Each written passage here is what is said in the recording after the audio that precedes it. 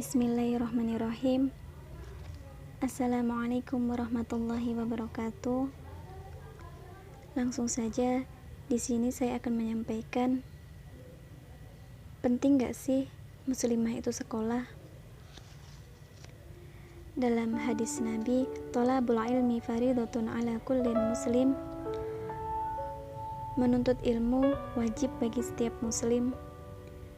Hadis riwayat Ibnu Majah nomor 224. Dari hadis yang sangat terkenal ini terdapat poin bahwasannya Islam tidak membedakan antara laki-laki dan wanita dalam perkara menuntut ilmu, karena makna dari kata muslim mencangkup siapapun yang beriman kepada Allah dan Rasul-Nya, baik laki-laki maupun wanita. Ukhti muslimah, Islam begitu adil dalam memandang hak-hak perempuan. Salah satunya adalah hak wanita untuk menuntut ilmu. Ilmu merupakan unsur utama dalam menopang seluruh aspek kehidupan manusia, terlebih ilmu syar'i. Bagi muslimah, ilmu dan pendidikan menjadi sarana utama dalam membentuk karakter diri, sekaligus menjadi komponen penting dalam keluarga dan masyarakat. Ia sangat berperan dalam membentuk generasi dan membangun peradaban. Meskipun pada realitanya banyak yang kurang memahami konsep menuntut ilmu yang sangat mulia ini. Fenomena muslimah yang enggan melanjutkan pendidikan usai program wajib belajar yang diterapkan negara cukup banyak. Angka pelajar muslimah kian berkurang pada pendidikan formal. Begitupun para ummahat yang tidak lagi terlihat memadati majelis kajian.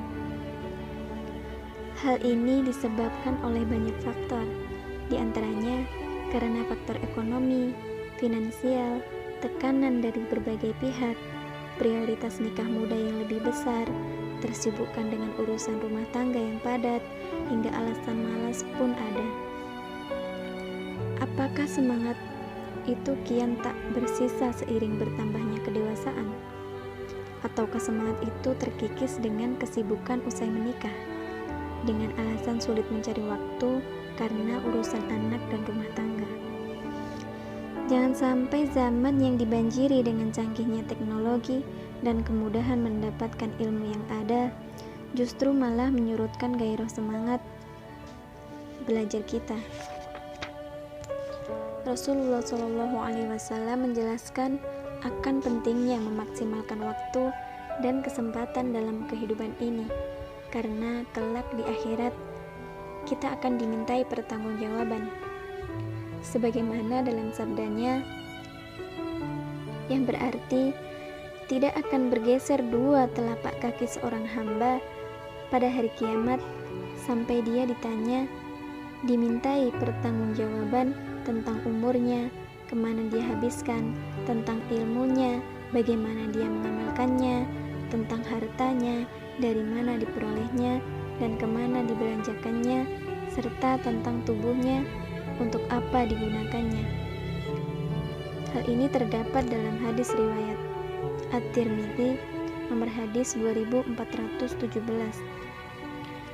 Meskipun sejatinya pendidikan dan ilmu tidak hanya didapatkan sebatas melalui jalur formal saja, akan tetapi alangkah baiknya jika proses dalam menuntut ilmu senantiasa didampingi oleh guru yang mengajarkannya.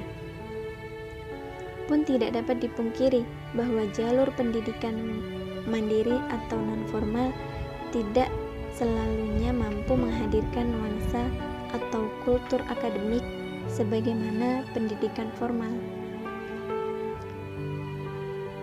Berkaca pada pendahulu, sejarah mencatat generasi gemilang terlahir dari sosok wanita yang cerdas dan berkualitas, serta sadar akan peran pendidik generasi selanjutnya. Benar adanya apabila dikatakan wanita berpendidikan tinggi bukan untuk menyaingi laki-laki, akan tetapi untuk membangun generasi. Sebagai contoh, sebutlah sosok sahabiyah pada zaman Rasulullah yang patut dijadikan teladan muslimah zaman sekarang. yakni istri dari utusan Rasul mulia, Ibunda Aisyah binti Abu Bakar radhiyallahu anhuma, yang terkenal dengan kecerdasan intelektualnya. Beliau seorang yang banyak meriwayatkan hadis, ahli dalam ilmu fikih, faraid, kedokteran, dan ahli sastra. Ibunda Aisyah juga banyak mengeluarkan fatwa, serta dikenal kritis dan cerdas dalam menyikapi berbagai permasalahan di masanya. Kemudian ada Rufaidah binti Sa'ad yang mengambil peran penting dalam perang Khaybar dan perang-perang lainnya dengan menjadi perawat dan bidang holistik pada masa itu.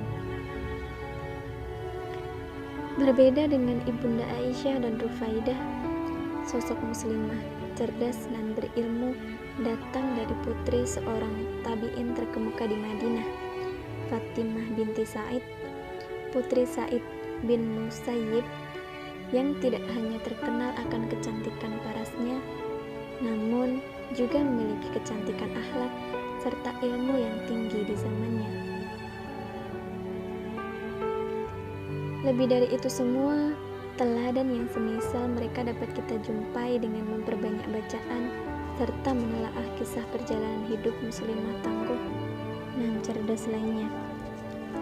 Mungkin saja kita tidak dapat setara dengan para salafus saleh dalam semangat mereka menuntut ilmu.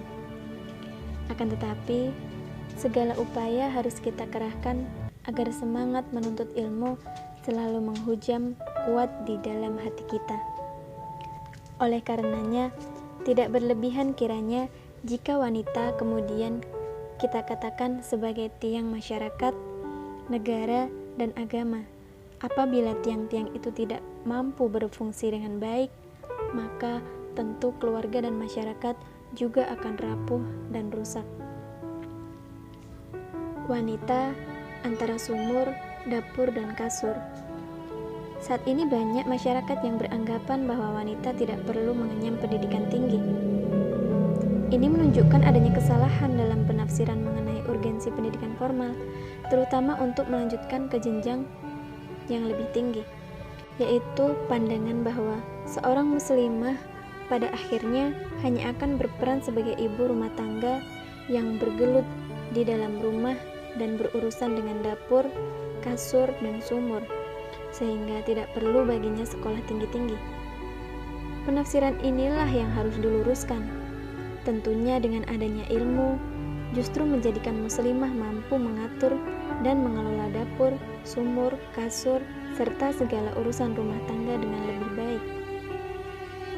Seorang muslimah kelak tak hanya berperan sebagai seorang ibu saja, namun juga sebagai guru, psikolog, konsultan, akuntansi, desainer, koki, dan masih banyak lagi peran lainnya. Lebih jauh dari itu, ilmu akan menjadikan muslimah dapat menjalani peran dalam lingkup keluarga dan bermasyarakat dengan baik. Dengan peran wanita yang begitu banyaknya, bagaimana bisa kita mampu menjalankan perannya dengan baik tanpa didasari ilmu yang memadai? Sebab kecerdasan seorang muslimah tidaklah hadir begitu saja. Ada instrumen luar biasa yang membentuk mereka, yaitu pendidikan, baik secara formal maupun informal. Realitanya, dalam pandangan masyarakat awam, masih banyak dari mereka yang menafikan pentingnya pendidikan bagi pencetak generasi. Padahal Allah Ta'ala telah berfirman dalam Quran Surat Az-Zumar ayat 9, katakanlah, adakah sama orang-orang yang mengetahui dengan orang-orang yang tidak mengetahui? Sesungguhnya orang yang berakallah yang dapat menerima pelajaran. Ketahuilah, wanita idaman Islam adalah mereka yang senantiasa menumbuhkan gairah dalam menuntut ilmu agama dan bersemangat dalam mengamalkannya. Tetaplah semangat mendulang manisnya ilmu kapanpun dan dimanapun, karena hakikat menuntut ilmu adalah untuk meraih masa depan yang cerah, yakni dunia dan akhirat. Ketahuilah, sesungguhnya ilmu yang kita raih dan amalkan tidak akan mubazir dan terbuang sia-sia. Jangan sampai goncangan urusan dunia mengosongkan akal pikiran kita dari ilmu yang bermanfaat, terutama ilmu syar'i. Karena bagaimanapun, ilmu akan selalu bermanfaat sepanjang hayat bagi kita dan bagi generasi penerus di kehidupan selanjutnya. Wallahu a'lam bishawab. Wassalamualaikum warahmatullahi wabarakatuh.